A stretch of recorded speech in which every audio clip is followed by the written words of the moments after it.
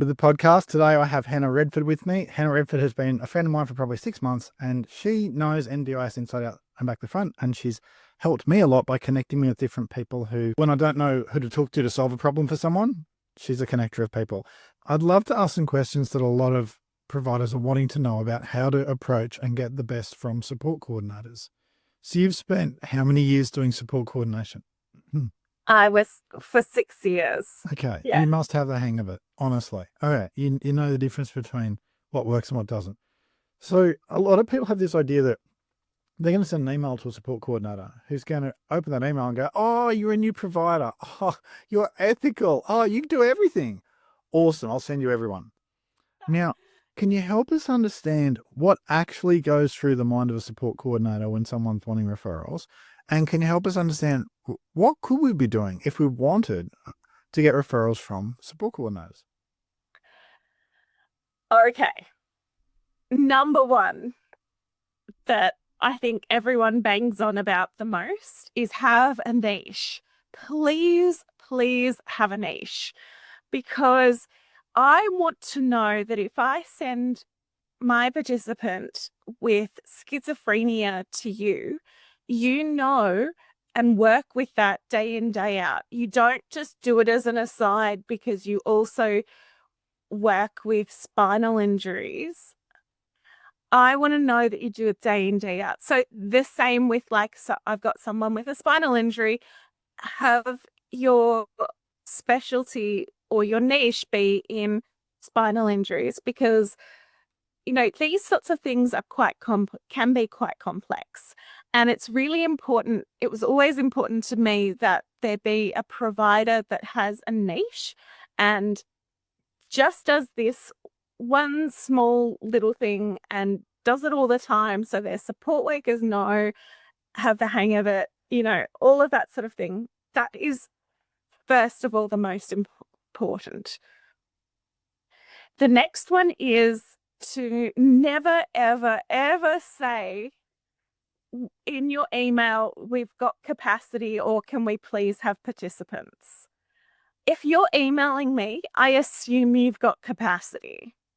So unless you're an allied health professional where their capacity does slightly fluctuate and change, if you are a core provider, if you're emailing me, I know you've got capacity. There's no need to tell me that. And I know you want participants. That's why you're emailing me. Don't say that either, because you sound really desperate and it's straight away off-putting. I've had providers send me emails that say, can I please have participants? And straight away I'm like, delete and block, because, and a lot of us do have this. I straight away put that provider on my list to, anytime I see them out or anytime I'm looking for a provider, if they pop up, I'm checking my list and I'm not going with them, because their email is terrible, just pleading for participants. Because what we're talking about is humans. This is not about trading some sort of trading cards. These are humans, and this is not happening. Another really big thing that I would encourage you to do is write if you're registered or not registered. It's not a judgment. It's just that we have some participants that are NDIA managed and some that are plan managed, and I need to know straight away if they're registered or not. So don't be afraid to put in that you're not registered. That's totally cool. That's really handy for us to know straight up. And Hannah, just for people who are a bit newer, the context is, depending on what type of NDIS plan people have, Hannah can send some of them to you even if you're not registered, but some of them she can't send to you. It's probably like 50-50. So just tell her who you are and tell her if you are or aren't registered, and then she'll know, oh, I can send you that person, or she'll go, I can't send you Jonathan, but I can send you Samantha. It's that easy. Okay, what else do people need to know? Um, don't, okay, when you see us at networking events, don't just make a straight beeline for us and then try a hard sell. Just like, we're human, just talk. Hey, how you doing? What's been happening? The question I got asked a lot was, what are your pain points? Because providers wanted to know, how could they beat someone else, essentially? How could they say, oh no, I'm really good at this bit that some people find this a really big pain point? I really hate that, because it varies a lot depending on what who we're talking about, what we're talking about. It's not that straightforward, but I will give you a really quick clue about referring. So if your online referral form takes more than about 30 seconds for a support coordinator to fill in, you just don't have that time. Also, if you are a provider that requires a support coordinator to get the signature on the service agreement, no, buddy, that's your job to explain to the participant your service agreement is your job, and to get that signature on it. Please never do that. Now, personally, I because I also have 2 children on the NDIS. And last year I was getting my eldest, who is now 20, into a provider, and their intake form was online, which straight away I hate, because I want to be able to talk to the intake person or whoever about the nuance of this child, adult, of this person, because she's not like straightforward yes, no. And I was going through this form and a lot of it was yes, no. And I'm like, well, it's not what I don't.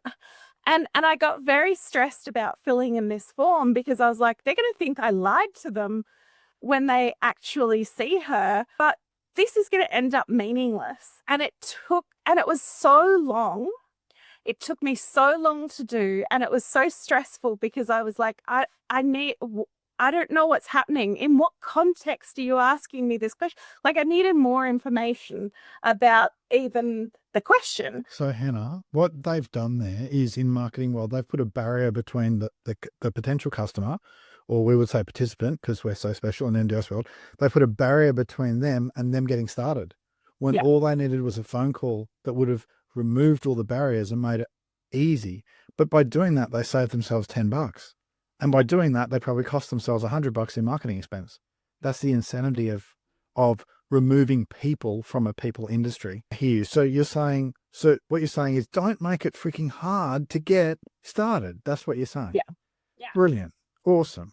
And then what other factors are there? Like, if the goal of today is, say someone's deciding, I want to get the attention of 100 support coordinators over the next 6 months. How would I do that? You're telling them what definitely don't do these things, A, B, C, D, E. What are the things you would do? Okay. If you're going to send an email, which I warn you now, not a lot of support coordinators have time for, but if you're going to send an email, be human. Okay? If it looks too much like ChatGPT wrote this email, it straight away it's just like, Also talk about your why. That's really important to me, because if you're in this industry just because it looked like you could make some money, that's straight away I'm like, so be human, include your why, also include your niche. Like I said, tell me, like, if I wanted to refer, if I've liked what you've said, how do I do that? Like, do I click a link and I do it on your website, or is it a paper form that you've attached to the email? Either way, no problem. Another thing that has often made me think twice and, oh, maybe I'll have coffee with this person to just kind of check them out, is if they've sort of talked about things, about how they do training. Because a lot of providers do online training for their support workers, which is perfectly fine. Especially if you want their mums to do it for them. Like, that's not a problem at all. Yeah. Yeah. And I know when I worked for a big provider previously and we had these monthly online trainings and I just click, click, click, click, click, get to the end and do the quiz because I wouldn't have had to have read it to be able to get 100% on the quiz. I've got this, people. A lot of them are also really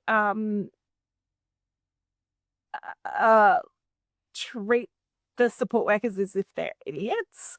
So anyway. It's so true. It's like, how can I make this online training so easy that someone who owns a support worker company is going to go, all my guys will pass.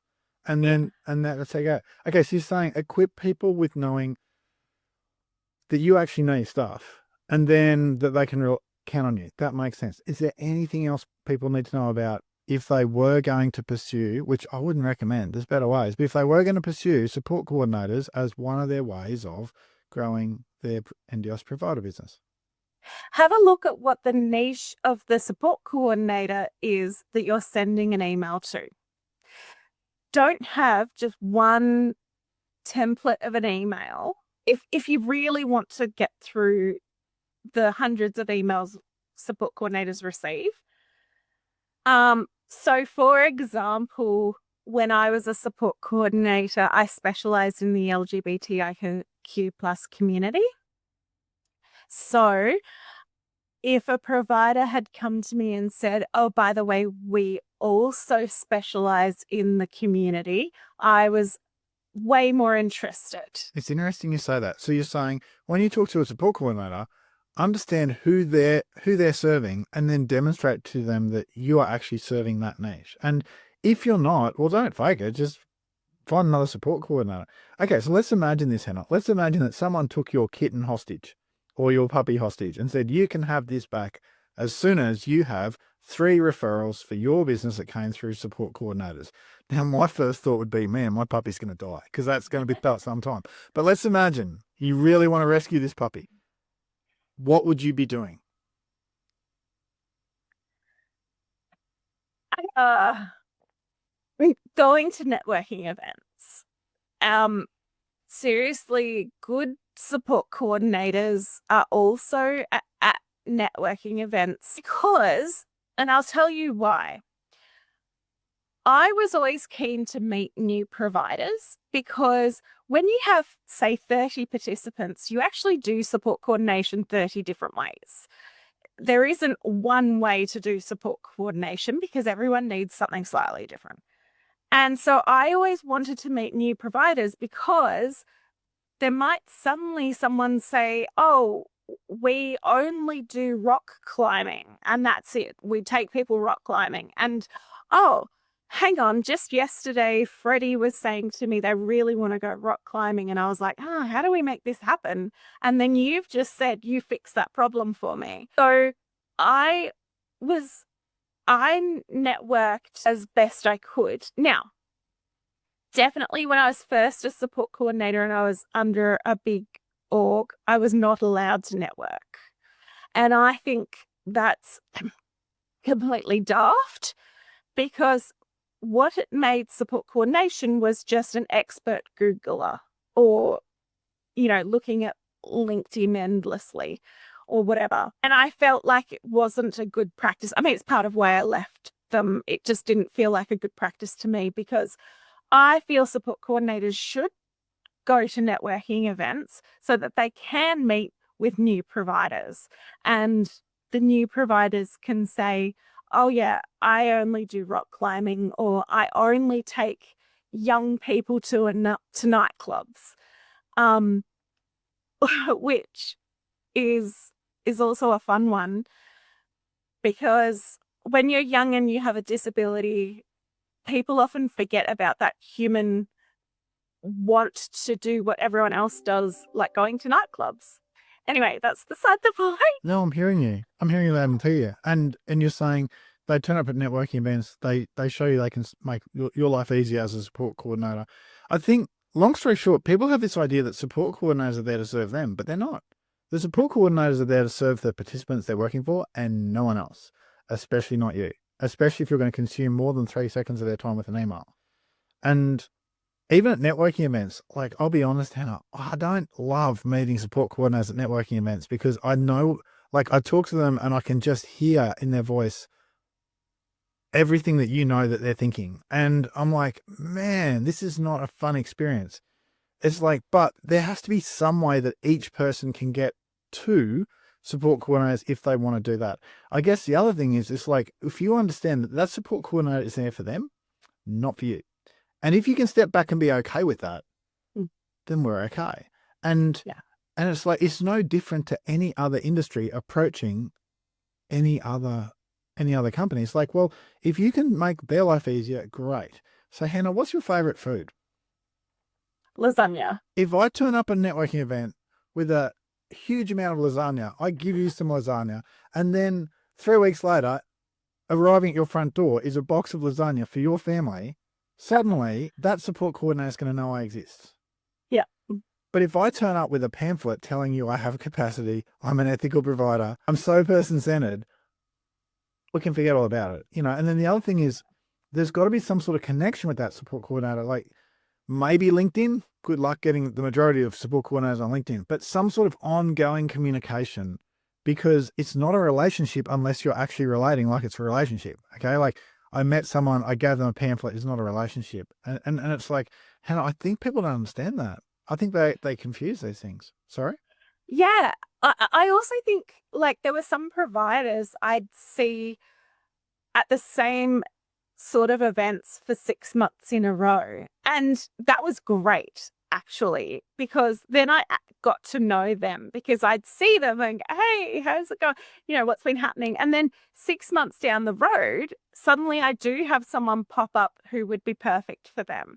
So it might not always work straight away, is the other really key thing I want you to understand, because I might not have someone right now who wants rock climbing, but in 6 months I might. And you just never know what's going to pop up. So it's always worth telling me, and also really understanding what it is you do is really critical. The amount of BDMs that have come to me and not understood what their company does, I'm like, why would you send out someone who has no clue about the business to do these interactions? Like, it makes no sense. But if you understand what it is your business does, you understand, you can sell it in a polite way, then I'm here to listen to you. I hear you. I feel like today's been one of the most important podcasts for people who are wanting to pursue support coordinators. I also feel like there's much better ways. Like, the best way, if I wanted referrals for, let's imagine I was running community access or support workers or something like that. That's the type of business. If I wanted to grow that business, it wouldn't be the support coordinators I'd be going after. It would be the directors of other similar businesses that I'd be going after. Directors of businesses who have a different niche to me, that somehow we can clearly see competence in that person. They can see it in us. We can understand their niche. They can understand ours. I think you'll get a lot further than you would with a support coordinator. However, I'm also outvoted because I don't know many new providers who try that, even though LinkedIn's right there for them to do that with. But it's like, Hannah, I love the work you've done. I love that you are the sort of support coordinator who turns up when it's running. I love that you've spent 6 years building and running support coordination for a niche that is underserved. And just hats off to you. I really appreciate the work that you're doing. And I appreciate you took the time out of your day to come on this podcast. Hannah, if someone wants to get in touch with you, they could find you on LinkedIn with their eyes closed. Hannah Redford, Redford. Otherwise, they can message me, michael@athletickoala.com.au. Hannah, if there was one thing that you want people to know? Let's imagine they missed the whole episode, but they could take away one sentence from you. What would it be? Listen to my podcast. Listen to Hannah's podcast. I love it. And Hannah, how do they find your podcast? Okay, so you can find it on Spotify, Apple Podcasts, all YouTube, all the usual podcast apps that you might use. And it's called What's in the NDIS Now. Great work. And if they search for episode 1,035, they'll find that I'm on that podcast too with you, which is really cool. Well, Hannah, you have yourself a great day. Thanks so much for spending time with us today. You too. Thank you. All right. Bye.